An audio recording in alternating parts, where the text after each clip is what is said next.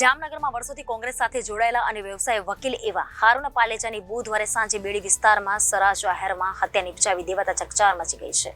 જામનગરમાં વર્ષોથી કોંગ્રેસ સાથે જોડાયેલા અને વ્યવસાય વકીલ એવા હારૂન પાલેજાની બુધવારે સાંજે બેડી વિસ્તારમાં સરા જાહેર હત્યા નિપજાવી દેવાતા ચકચાર મચી ગઈ છે.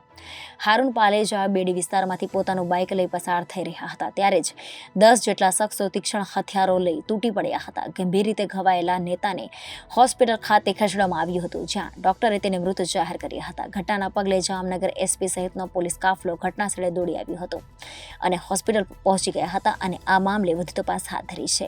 હારૂન પાલેજાની હત્યાના વિરોધમાં જામનગરના વકીલ મંડળ દ્વારા આવતીકાલે કોર્ટ કામગીરીથી અળગા રહેવાની જાહેરાત કરી છે.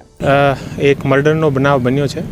હારૂન પાલેજા જે હતા આનો મર્ડરનો બનાવ બન્યો છે અને અત્યારે જે સૂચના મળી છે આ સૂચના આધારિત અમે લોકો જે આખો જે બેડી રોડ છે આ ઉપર જે એ સાયચાઉનો જે નિવાસ છે અહીંયા અમે કોમ્બિંગ માટે અત્યારે આવ્યા છે અને બધી જે તપાસ અને તજવીજ જે છે આ ચાલુ છે.